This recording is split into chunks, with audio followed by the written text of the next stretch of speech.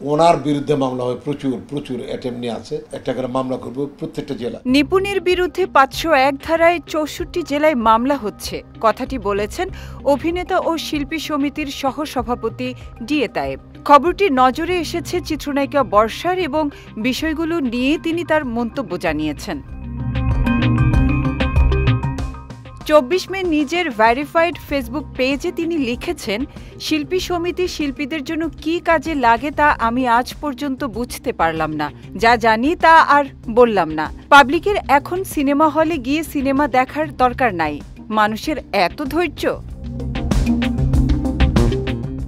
নির্বাচনের আগে বর্ষার স্বামী অভিনেতা অনন্ত জলিলকে শিল্পী সমিতির নির্বাচনের সভাপতি পদে ডেকেছিলেন নিপুণ, কিন্তু অনন্ত জলিল কৌশলে তাকে ফিরিয়ে দেয়। মার্চে নির্বাচনের আগে অনন্ত বলেছিলেন, নির্বাচন করার মতো পর্যাপ্ত সময় আমার নেই।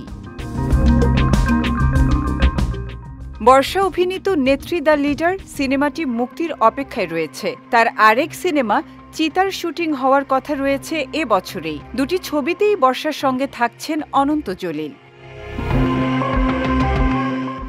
পাল্টাপাল্টি অভিযোগ, বয়কট আর মামলার কারণে গত ৫ বছর ধরে বিতর্কের কেন্দ্রবিন্দুতে পরিণত হয়েছে বাংলাদেশ চলচ্চিত্র শিল্পী সমিতি। ১৯ মে ২০২৪-২০২৬ মেয়াদের শিল্পী সমিতি নির্বাচনের পর সেক্রেটারি পদ নিয়েও তৈরি হয়েছে জটিলতা।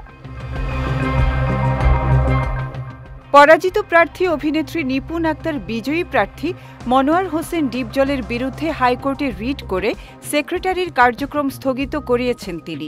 একমাত্র ওয়ালটন এসি দিচ্ছে ১ বছরের রিপ্লেসমেন্ট গ্যারান্টি এবং কম্প্রেসারের ১০ বছরের গ্যারান্টি। সমিতির নির্বাচিত সহসভাপতি ডিএ তায়েবের বিরুদ্ধে আইনি ব্যবস্থা গ্রহণের কথাও বিভিন্ন মিডিয়ার কাছে বলেছেন নিপুণ।